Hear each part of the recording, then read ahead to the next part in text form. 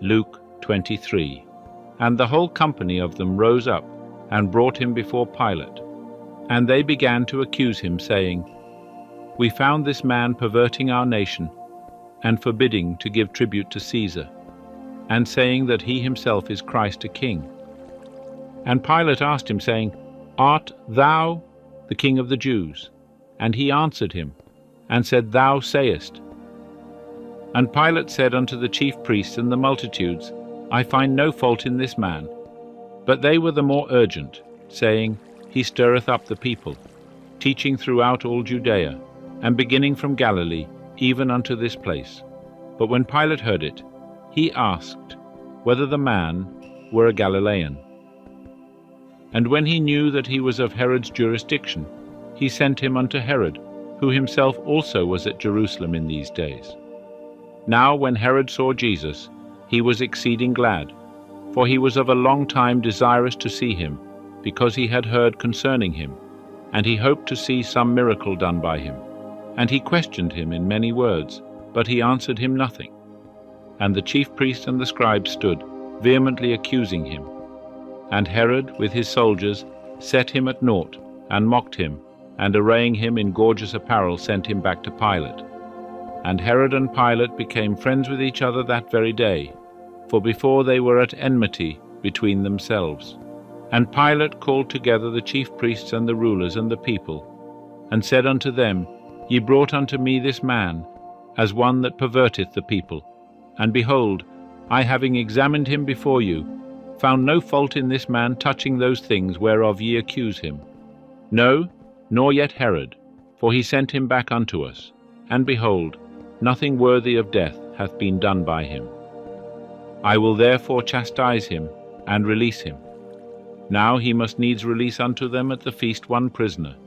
But they cried out all together, saying, Away with this man, and release unto us Barabbas, one who for a certain insurrection made in the city, and for murder was cast into prison. And Pilate spake unto them again, desiring to release Jesus. But they shouted, saying, Crucify, crucify him. And he said unto them the third time, Why, what evil hath this man done? I have found no cause of death in him.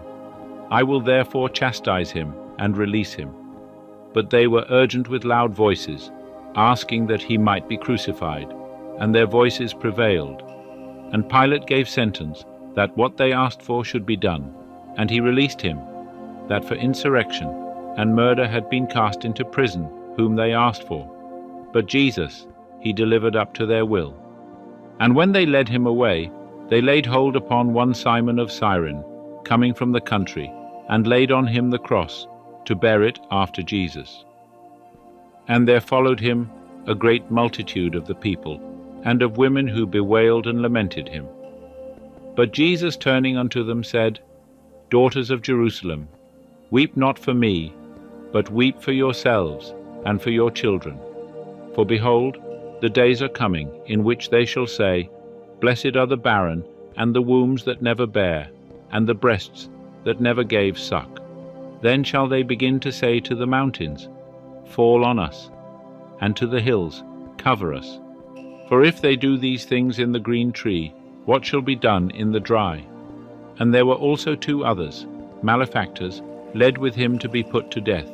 And when they came unto the place which is called the Skull, there they crucified him, and the malefactors, one on the right hand, and the other on the left. And Jesus said, Father, forgive them, for they know not what they do.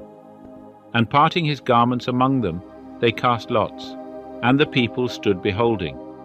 And the rulers also scoffed at him, saying, He saved others, let him save himself, if this is the Christ of God, his chosen. And the soldiers also mocked him, coming to him, offering him vinegar, and saying, If thou art the King of the Jews, save thyself. And there was also a superscription over him, This is the King of the Jews. And one of the malefactors that were hanged railed on him, saying, Art not thou the Christ? Save thyself and us. But the other answered, and rebuking him said, Dost thou not even fear God, seeing thou art in the same condemnation? and we indeed justly, for we receive the due reward of our deeds. But this man hath done nothing amiss. And he said, Jesus, remember me when thou comest in thy kingdom. And he said unto him, Verily I say unto thee, today shalt thou be with me in paradise. And it was now about the 6th hour, and a darkness came over the whole land until the 9th hour, the sun's light failing, and the veil of the temple was rent in the midst. And Jesus, crying with a loud voice, said, Father, into thy hands I commend my spirit. And having said this, he gave up the ghost. And when the centurion saw what was done, he glorified God, saying, Certainly this was a righteous man. And all the multitudes that came together to this sight, when they beheld the things that were done, returned, smiting their breasts. And all his acquaintance, and the women that followed with him from Galilee, stood afar off, seeing these things. And behold, a man named Joseph, who was a counselor, a good and righteous man.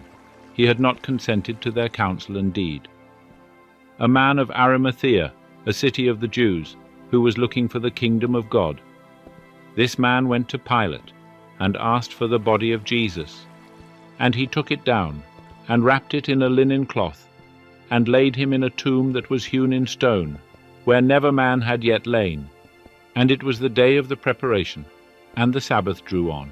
And the women who had come with him out of Galilee followed after, and beheld the tomb, and how his body was laid. And they returned, and prepared spices and ointments. And on the Sabbath they rested according to the commandment.